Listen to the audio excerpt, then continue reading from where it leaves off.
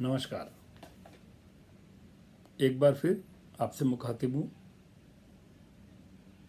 इस बार ऑक्सीजन की बात करने के लिए।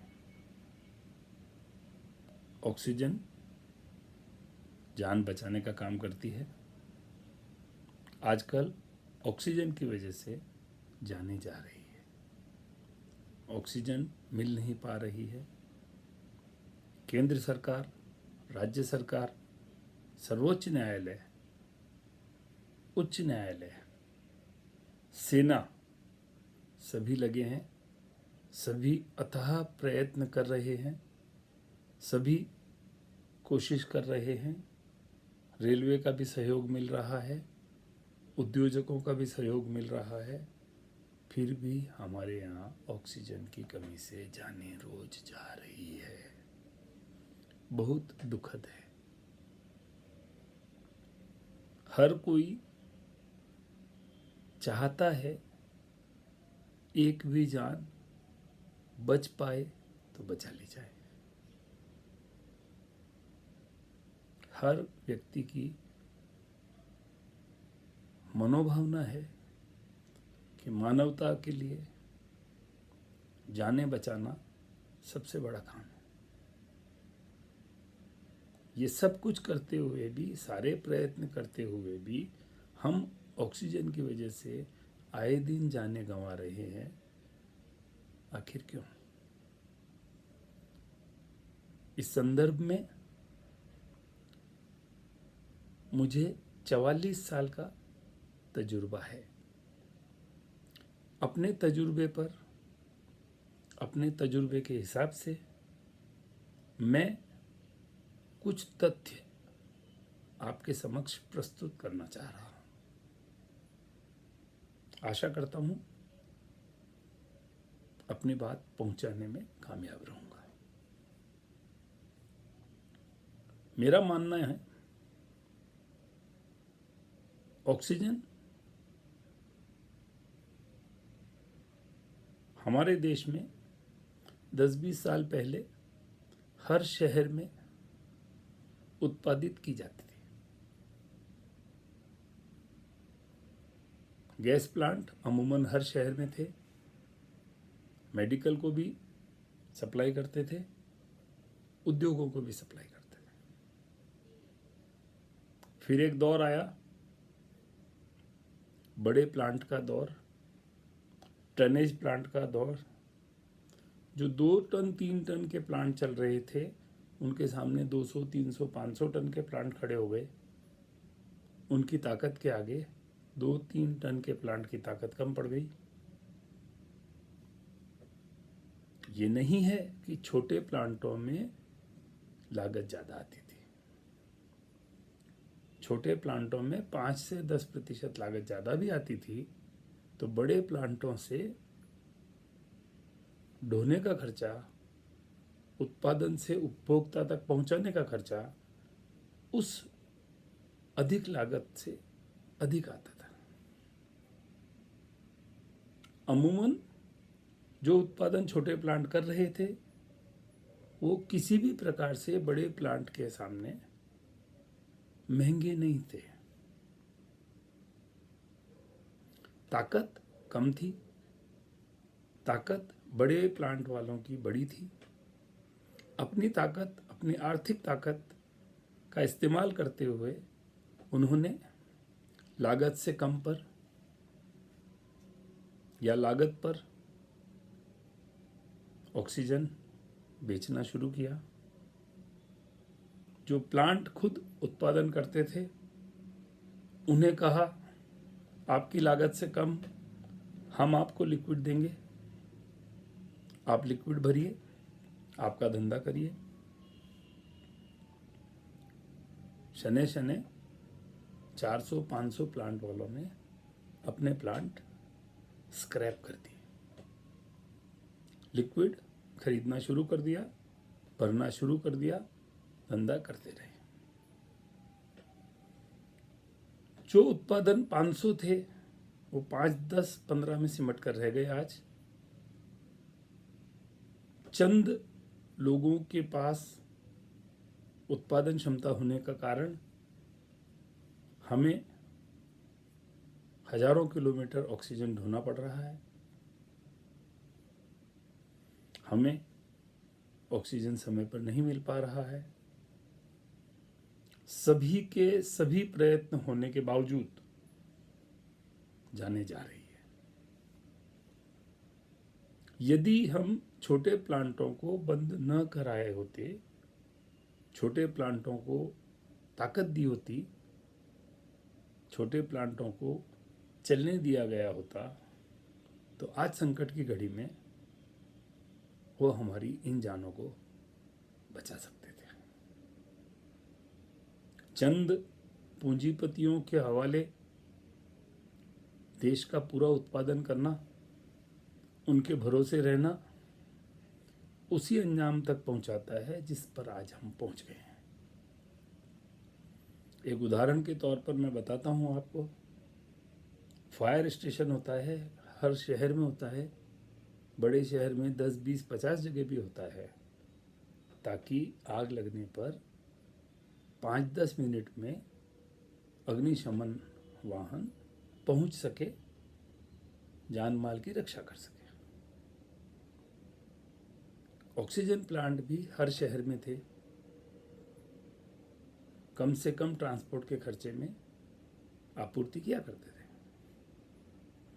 अगर हम अग्निशमन चंद शहरों में सीमित कर दें, तो हमें हवाई जहाज से अग्निशमन वाहन भी ढोकर लाना पड़ेगा आग बुझाने के लिए, तब तक कुछ नहीं बचेगा। ऐसा ही आज हो रहा है, जाने जा ही रही है। सर्वोच्च न्यायालय को समझ में नहीं आ रहा है कि क्या किया जाए, उच्च न्यायालय को समझ में नहीं आ रहा है क्या किया जाए, केंद्र सरकार को समझ में नहीं आ रहा है क्या किया जाए, राज्य सरकारों को समझ में नहीं आ रहा है क्या किया जाए, समाज सेवियों को समझ में नहीं आ रहा है क्या किया। सभी की इच्छा है जाने बचे। हम असहाय क्यों हो गए?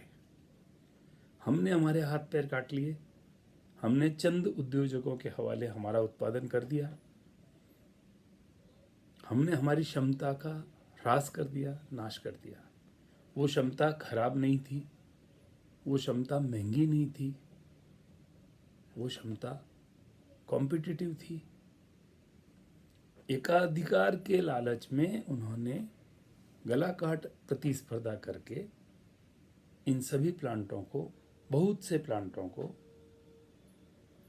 बंद करवा दिया। उसी का नतीजा है कि आज हम ऑक्सीजन के बिना जान नहीं बचा पा रहे। ऑक्सीजन भगवान बिना खर्चे के पूरे संसार में समान रूप से देता है। ऑक्सीजन बंबई में भी मिलती है, वायुमंडल में, दिल्ली में भी मिलती है, कलकत्ता में भी मिलती है, मद्रास में भी मिलती है। हम बंबई की ऑक्सीजन बंबई में भर सकते हैं, कलकत्ता की कलकत्ता में भर सकते हैं। ये तो कोई बात नहीं है कि भगवान की दी हुई ऑक्सीजन को हम टैंकरों में भर के बंबई से कलकत्ता लाएंगे, कलकत्ता से बंबई लाएंगे, दिल्ली लाएंगे, ट्रेनों का उपयोग करेंगे, हवाई जहाज़ों का उपयोग करेंगे। हमारी समझ पर प्रश्न चिन्ह लगाना जरूरी है। एक ही जगह, कुछ ही जगह अधिक मात्रा में उत्पादन करना आज की परिस्थिति में हमें पहुंचा दिया। हमारा 500, 700, 1000 प्लांट जो चलता था, वो अगर आज चल रहा होता, सरकार के एक अनुरोध पर, एक आदेश पर, वो अपना प्रोडक्शन 2 गुना कर सकते थे। आज जो उद्योगों को ऑक्सीजन बंद किया है, वो भी बंद कर सकते थे। समय पर ऑक्सीजन हर जगह पहुंच सकती थी। टनेज प्लांट की ऑक्सीजन भी आती, उसका भी स्वागत था, पर सिर्फ टनेज प्लांट पर ही पूरे देश की ऑक्सीजन की आवश्यकता, मेडिकल ऑक्सीजन की आवश्यकता, पेंडेमिक में, महामारी में जब आवश्यकता बढ़ गई है, तो हमें उसे पहुंचाने की तकलीफ़ों में समय लग रहा है, ऑक्सीजन पहुंचने से पहले ही इंसान दम तोड़ रहा है। बहुत दुखद है। अब इस परिस्थिति से निपटने के लिए सरकार ने अक्टूबर 2020 में कुछ पीएसए प्लांट मंगाने का मन बनाया। दिसंबर में आदेश जारी कर दिए गए। 45 दिन में प्लांटों की आपूर्ति होनी थी। मार्च में शायद कुछ प्लांट आए, शुरू हुए या नहीं मेरी जानकारी में नहीं है। एम्स दिल्ली में एक प्लांट 3-4 मई को शुरू हुआ, शुरू होने वाला है ऐसा बताया गया माध्यमों में। आज तक मुझे नहीं पता पड़ रहा है कि वो एक्चुअल में वास्तविकता में शुरू हुआ है या नहीं। अगर शुरू हुआ होता तो माध्यमों ने दिखाना चाहिए था। कोच्चि में एक प्लांट के शुरू होने की 3-4 दिन पहले शुरू होने की खबर है। उस प्लांट में वहाँ के अस्पताल के चिकित्सकों के हिसाब से ये बताया गया है कि ये गैस, ये ऑक्सीजन हमें ऑपरेशन थिएटर में और आईसीयू में इस्तेमाल करने के लिए उपयुक्त नहीं है। ऑक्सीजन की ज़्यादा खपत, ऑक्सीजन की ज़्यादा आवश्यकता आईसीयू में होती है, उससे कम आवश्यकता ऑपरेशन थिएटर में होती है, और उससे कम आवश्यकता बाहर जनरल वार्ड में होती है। जो क्रिटिकल पेशेंट है, जान उसी की जाती है, उसी को बचाने के लिए अत्यधिक ऑक्सीजन लगती है। वो ऑक्सीजन अधिक प्योर होनी चाहिए। 2018 तक हमारा कानून कहता था ऑक्सीजन मेडिकल के लिए 99% शुद्ध चाहिए। 2018 में हमने कहा 93% तक हम ग्राह्य करेंगे, लेकिन हमारे कानून में मेडिकल में ग्राह्य करने के लिए जो इम्प्योरिटी है, जो अशुद्धता है, उसकी जांच आवश्यक थी। आज भी है। जितने पीएसए प्लांट लग रहे हैं उनमें सिलेंडर भरने का यंत्र नहीं लगाया जा रहा है, संयंत्र नहीं लगाया जा रहा है। सिलेंडर भरे नहीं जा रहे हैं। हम पाइपलाइन से सप्लाई कर रहे हैं। जब सिलेंडर ही भरे नहीं गए तो उसका बैच नहीं बनेगा। बैच नहीं बनेगा तो उसकी परीक्षण नहीं होगा। परीक्षण नहीं होगा तो अशुद्धता की जांच नहीं होगी।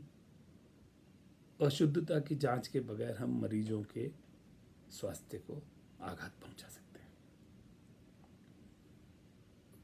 सरकार ने कहा, एफडीए को कहा कि आप ऑनलाइन अनुज्ञा पत्र जारी करें। अनुज्ञा पत्र जारी करने की एफडीए ने कानून बनाया कि जो उत्पादक है उसने अंडरटेकिंग देनी है। उस अंडरटेकिंग में लिखना है कि हम इंडियन फार्माकोपिया के हिसाब से, एफडीए की गाइडलाइन के हिसाब से परीक्षण गैस का कर रहे हैं और उपयुक्त पाने पर ही उसे इस्तेमाल में ला रहे हैं। जितने पीएसए प्लांट लगे हैं, मैंने कुछ लोगों से बात की, उनका कहना है कि हमारा प्लांट 1-2 साल में कभी टेस्ट करते हैं। मैंने उनको कहा, मैंने अर्ज किया कि साहब, इंडियन फार्माकोपिया एफडीए के हिसाब से हमें हर बैच की जांच करनी है, 3 वर्ष तक उसका रिकॉर्ड रखना है। वो रिकॉर्ड भी हम नहीं रख रहे हैं, हम भर भी नहीं रहे हैं सिलेंडर, हम जांच भी नहीं कर रहे हैं, हम मरीजों की जान के साथ खेल रहे हैं। भला हो कोच्चि के डॉक्टर का, जिसे अपने मरीजों की चिंता है। उसने कहा ये अशुद्ध है ऑक्सीजन, मैं इस ऑक्सीजन को आईसीयू में इस्तेमाल नहीं करूँगा। एक बड़े संस्थान ने जो पीएसए का जिम्मा निभा रहा है बनाने का, नामचीन संस्थान है, मैं नाम नहीं लेना चाहता, उनके अधिकारी से बात करने पर उन्होंने कहा हम ऑक्सीजन भर नहीं रहे हैं। बड़े वेंटिलेटर में ये ऑक्सीजन काम में नहीं आएगी, छोटे वेंटिलेटर में काम में आएगी। मेरा प्रश्न था उनसे कि आप अपने पैम्पलेट में आईसीयू कितना है पूछ रहे हो, ऑपरेशन थिएटर कितना है पूछ रहे हो, तो क्या ये दिशा भूल नहीं है? अगर आपकी ऑक्सीजन आईसीयू में काम नहीं आती है और आप अपने पैम्पलेट में लिखते हो कि आईसीयू में काम आएगी, तो ये दिशा भ्रम है, दिशा भूल है। प्लांट कितने का बनता है, कितने में बिकता है, उसमें मैं नहीं जाना चाहता। प्लांट में लागत कितनी आती है, कम आती है, ज़्यादा आती है, उसमें भी मैं नहीं जाना चाहता। मेरा अर्थ है, मेरा प्रश्न है कि हमारी जानें बचने के लिए हम जो पर्यायी व्यवस्था कर रहे हैं पीएसए प्लांट की, क्या वो व्यवस्था हमारे लिए कारगर सिद्ध होगी? आज के हालात में मुझे नहीं लगता। हम बहुमूल्य समय गंवा चुके हैं। अक्टूबर से हम कोशिश कर रहे हैं, 6 महीने से ज़्यादा समय हो चुका है, 7वां महीना चल रहा है, हमें अभी तक उसके रिजल्ट नहीं मिल रहे हैं। अब हमें कहा जा रहा है कि आईसीयू में काम नहीं आएगा। अब दिल्ली से ऐसा कहा जा रहा है कि ये मेडिकल के लिए उपयुक्त नहीं है, ये ऑक्सीजन कंसंट्रेटर के जैसे काम आएगा। ये दिशा भ्रम, ये दिशा भूल क्यों हो रही है? कौन कर रहा है? आखिर कौन दे रहा है सरकार को ये सलाह? कहीं टनेज प्लांट तो नहीं, जिन्हें लगता है कि उनका एकाधिकार कभी समाप्त ना हो, जिन्हें लगता है कि कोई शुद्ध ऑक्सीजन का निर्माण कर आपूर्ति ना करे, उनका एकाधिकार बना रहे, देश के लोगों की जान जाती रहे। पूंजीवादी सोच हो सकती है, ये समाजवादी सोच नहीं है, जन कल्याण की सोच नहीं है, जनहित की सोच नहीं है। सरकारों की सोच में जनहित है, अदालतों की सोच में जनहित है, समाज की सोच में जनहित है, पूंजीवादी की सोच में जनहित नहीं है। पूंजीवादी की ये जो सोच हमें आज जानलेवा कष्ट पहुंचा रही है। ऑक्सीजन प्लांट हम लगा रहे हैं अस्पतालों में। अस्पतालों में कई हादसे अग्निकांड के हुए हैं हाल ही के दिनों में। पाया गया कि वहां पर फायर ऑडिट नहीं हुआ था। ऑक्सीजन प्लांट अगर है और फायर होती है, कल्पना नहीं कर सकते कितना नुकसान जान माल का होगा। अग्निकांड ऑक्सीजन के लिए घातक है, विस्फोटक है, अस्पताल को उड़ा सकता है। एहतियाती कदम उठाए बिना आनन फानन में ऑक्सीजन प्लांट अस्पतालों में लगाना सुरक्षा की दृष्टि से, जन सुरक्षा की दृष्टि से, जान माल की सुरक्षा की दृष्टि से सही नहीं है। हमारे यहाँ पर विस्फोटक विभाग है जो इस बात की जिम्मेदारी लेता है कि सुरक्षित है संयंत्र या नहीं। उसकी कुछ नियमावली है, फिलिंग स्टोरेज का लाइसेंस लगता है, ये लोग ले रहे हैं या नहीं, फिलिंग कर ही नहीं रहे हैं, स्टोर कर ही नहीं रहे हैं, पाइपलाइन से कर रहे हैं। चारों तरफ उसको जगह छोड़ना पड़ता है, अस्पतालों में इतनी जगह नहीं है। तो ये हम किस दिशा में आगे बढ़ रहे हैं? पैसा कितना लग रहा है बहुत छोटी बात है, जान जा रही है, बच नहीं पा रही है, आगे भी नहीं बच पाएगी, बहुत बड़ी बात है। उपाय क्या है?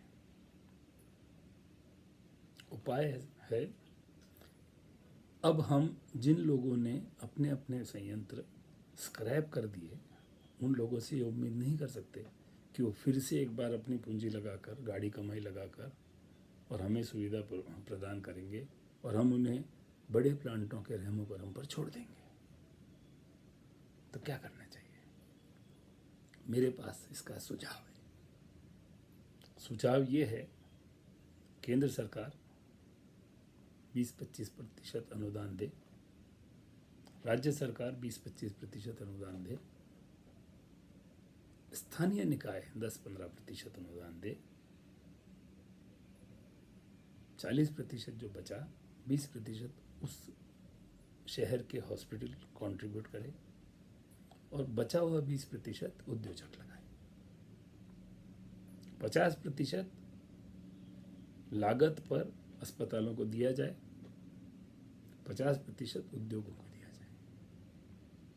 उद्योजक का मुनाफा उद्योगों में होगा, उद्योजक को मुनाफा मेडिकल में नहीं होगा, उसकी रकम भी नहीं लगी है। जब इमरजेंसी आएगी उद्योगों का बंद कर देगा, पूरा मेडिकल को देगा। 20% जो उद्योजक का लगेगा उसमें भी 10% CSR के मान्यता मिलने के बाद मझोले उद्योग, बड़े उद्योग भी उसमें 10% लगा देंगे।